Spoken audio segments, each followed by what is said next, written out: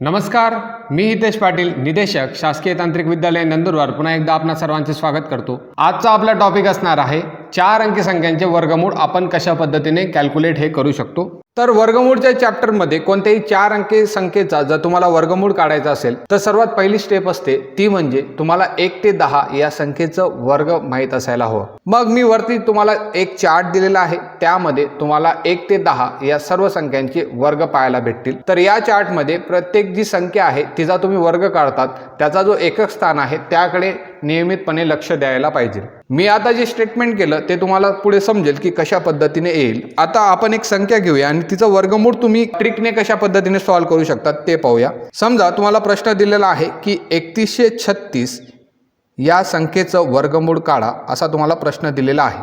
तर ही 4 अंकी संख्या आहे। तर या 4 अंकी संख्येचं वर्गमूळ जर तुम्हाला काढायचं असेल तर ते कोणतेही 2 अंकांनी बनलेलं असतं। ते अंक आपण x आणि y असं मानून घेऊया। x आणि y चं जे वर्ग आहे ते 3136 असणार आहे।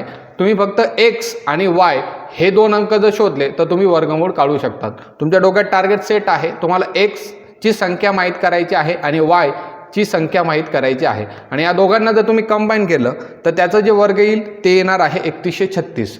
हे तुमचं टार्गेट आहे। मग सर्वात आधी आपण x शोधूया की x कशा पद्धतीने आपण कॅल्क्युलेट करू शकतो। सर्वात आधी आपण काय शोधणार आहोत? x शोधणार आहोत। तर x शोधण्यासाठी ही जी संख्या तुम्हाला दिसते 3136 हिचे 2 चे गट पाडून घ्या। तर पहिला जो गट येणार आहे तो 31 येणार आहे, त्या 31 ला लिहा। 31 ला लिहिल्यानंतर वरच्या तक्त्याकडे जा। वरती जो तक्ता दिलेला आहे हा जो 31 चा आकडा तुम्हाला दिसतो आहे तो कोणत्या 2 संख्यांच्या मध्ये येईल ते तुम्हाला शोधायचं आहे। तर 31 हा 25 आणि 36 या 2 संख्यांच्या मध्ये येणार आहे आणि 25 आणि 36 कोणाचे वर्गमूळ आहेत तर ते 5 आणि 6 या 2 संख्यांचे वर्गमूळ आहेत। म्हणून मी इथं 5 आणि 6 अशा पद्धतीने लिहून घेतले। त्यानंतर हे जे 2 आकडे तुम्हाला दिसत आहेत यापैकी एकच संख्या तुम्हाला x साठी शोधायची आहे। 2 संख्या तिथे येणार नाहीत, एकच संख्या या दोघांपैकी येणार आहे। मग या दोघांपैकी कोणती संख्या निवडायची त्यासाठी तुम्हाला काय करायचं आहे, एक रूल लावायचा आहे। या दोघांपैकी जी संख्या छोटी आहे ती तुम्हाला निवडायची आहे, जी सर्वात छोटी आहे ती तुम्हाला निवडायची आहे। तर छोटी संख्या 5 आणि 6 पैकी असणार आहे ती म्हणजे 5। मग तुमची x ची जी किंमत येणार आहे ती येणार आहे 5। पहिला आकडा तुम्ही शोधला, आता तुमचा जो दुसरा आकडा आहे तो येणार आहे y आणि y कशा पद्धतीने शोधतात त्यासाठी जो दुसरा ग्रुप होता 3136 मधला, पहिल्या ग्रुपचं आपलं काम झालेलं होतं, याला कट करा। दुसरा जो ग्रुप आहे 36, या 36 मध्ये हा जो 36 आहे तो लिहून घ्या। यापैकी जो एकक स्थानचा आकडा आहे फक्त त्याच्यावर तुम्हाला कॉन्सन्ट्रेशन करायचं आहे।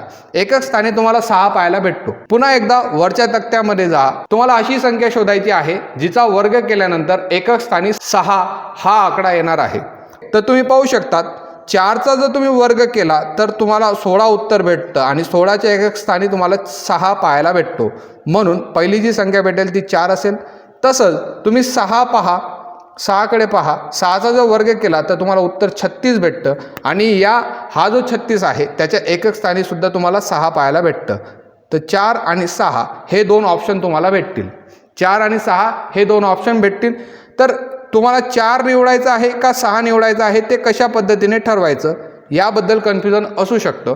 तर काय करायचं, तुमचा जो x आलेला होता, x ची किंमत काय आलेली होती, x ची किंमत तुम्हाला 5 आलेली होती। ही जी तुम्हाला x ची किंमत 5 भेटलेली होती, या 5चा जो पुढचा अंक असणार आहे तो असणार आहे 6 आणि 5 आणि 6 या दोघांचा गुणाकार तुम्हाला करायचा आहे। उत्तर तुम्हाला भेटलं 6 गुणिले 5 केल्यानंतर उत्तर तुम्हाला 30 भेटतं। हा जो तुम्हाला 30 चा आकडा भेटलेला होता तो x मधल्या 31 या किमतीपेक्षा छोटा आहे का मोठा आहे ते तुम्हाला पाहायचं आहे। तर 31 हा जो आकडा आहे तो 30 पेक्षा मोठा आहे, त्यामुळे या दोघांपैकी 4 आणि 6 पैकी तुम्हाला फक्त मोठी फिगर घ्यावी लागणार आहे। तर मोठी फिगर तुम्हाला 6 भेटली तर y ची किंमत काय येईल तुमची 6। तर 3136 याचं जे स्क्वेअर रूट तुम्हाला भेटेल ते भेटणार आहे, x ची किंमत काय आलेली होती ती आलेली होती 5 लिहून घ्या आणि y ची किंमत काय आलेली होती 6, तुम्ही 6 लिहून घ्या। तर 56 तुमचं उत्तर असणार आहे। या मेथडने अजून एक एक्झाम्पल आपण पाहणार आहोत। 5 1 1.84 या अंकाचा तुम्हाला स्क्वेअर रूट विचारलेला आहे. मग आपण काय करतो, सर्वात आधी 2-2चे ग्रुप करतो. 51 आणि 84 हे दोन आकडे भेटलेले आहेत आणि हे कोणत्या संख्येचे स्क्वेअर रूट आहेत, तर XY या संख्येचे स्क्वेअर रूट आहेत. एक शोधण्यासाठी आपण 51 कन्सिडर करतो आणि 51 ही जी संख्या आहे ती कोणत्या दोन वरच्या तक्त्यामध्ये कोणत्या दोन संख्यांच्या दरम्यान येणार आहे, तर 49 आणि 64 या दोघांच्या ते दरम्यान येणार आहे. 49 कशाचं स्क्वेअर रूट आहे, तर ते 7चं स्क्वेअर रूट आहे आणि 64 जो आहे तो 8चा स्क्वेअर रूट आहे. या दोघांपैकी कोणती संख्या घ्यायची आहे जी सर्वात छोटी आहे, या दोघांपैकी जी सर्वात छोटी संख्या होती ती 7 आहे. म्हणजे तुमची एक्सची व्हॅल्यू तुम्हाला भेटलेली आहे ते म्हणजे 7. त्यानंतर पुन्हा एकदा वाय शोधूया. वाय शोधण्यासाठी आपण काय करतो, पुढचे जे दोन अंक आहेत 84 तुम्हाला अंक भेटलेला आहे, पहिला अंकला आपण स्किप करतो आणि 4कडेच फक्त लक्ष देतो.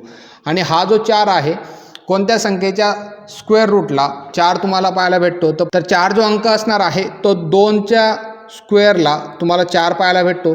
तसंच 8च्या स्क्वेअरला सुद्धा तुम्हाला 64 आहे, त्याचा एकक स्थानी तुम्हाला 4 पाहायला भेटतो. म्हणजे वायची जी किंमत येईल एक तर ती 2 असेल, एक तर ती असणार आहे 8. मग आता कोणती सिलेक्ट करायची, तर तुम्हाला जो एक्स भेटलेला होता तो होता तुमचा 7 आणि 7चा जो पुढचा अंक येणार आहे तो येणार आहे 8. या दोघांचा गुणाकार केल्यानंतर 7×8 56 होतात. तो 56 हा आकडा लिहून घ्यायचा आणि जो पहिला आकडा तुम्हाला दिलेला होता 51, हा जो 51 आहे तो या 56पेक्षा लहान आहे का मोठा आहे ते चेक करायचं आहे. तर 51 हा लहान आहे 56पेक्षा, 56 हा मोठा आहे, 51 हा लहान आहे.